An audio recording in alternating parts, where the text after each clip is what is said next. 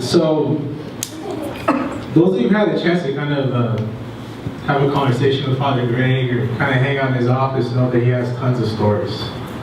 A million of them about different, different homies and homegirls and people who have gone through ups and downs.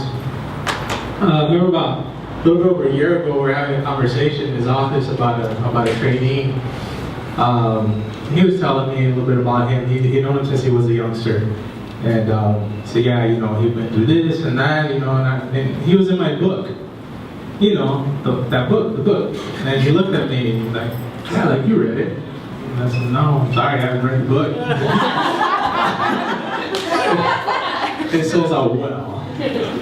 If Gerry Rodriguez would have written a book, I would have read it. So Father Greg, I started reading the book. I thought you were going to give me your book. Oh, no. Give me time for that one.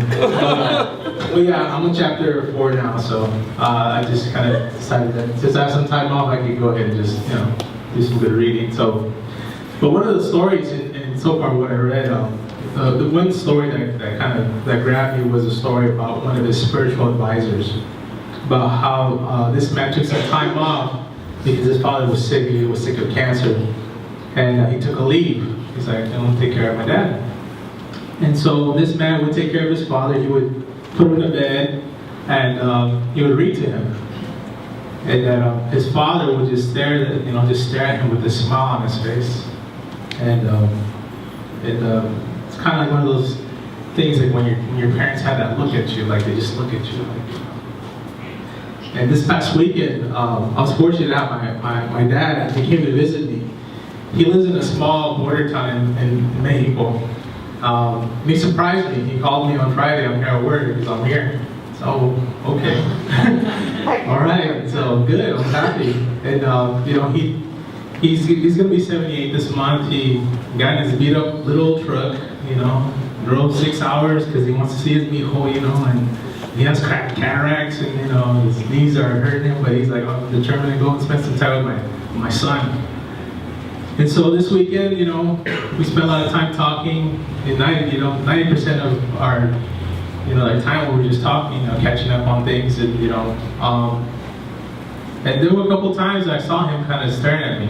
He had this look on his face and this smile, and I had to look at him and say, whoa, what's up, Dad? What are you looking at? I said, oh, no, just looking, And so, I could kind of relate to that story of that father who was dying of cancer, looking at his son with a smile on his face.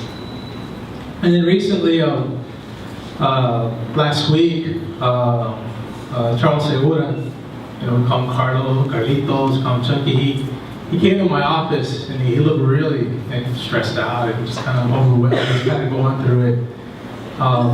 He was telling me what had happened. I guess that the weekend before, he got jammed up by some homies from a different neighborhood. Hit him up and said, where you from?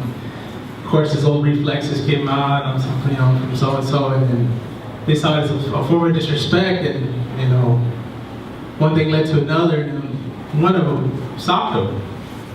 And as he's telling me this story, he's just like, man, I really wanted to do something, but I'm trying to change Gerry. I'm really, really, really trying, and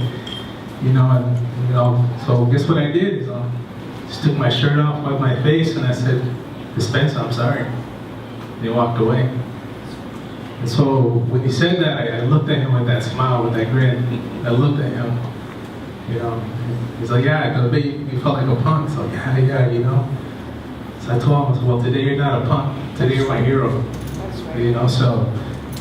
So my thought today is just pretty much, for you, everybody here, to be in awe of yourself.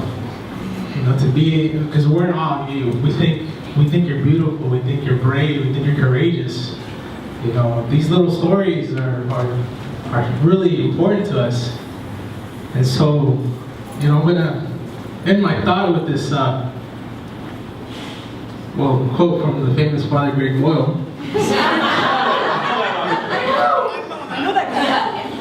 God would seem to be too occupied in being unable to take her eyes off of us to spend any time raising an eyebrow in disapproval. What's true for Jesus is true for us, And so this voice breaks through the clouds and comes straight at us. You are my beloved, in whom I am wonderfully pleased. That's my thought.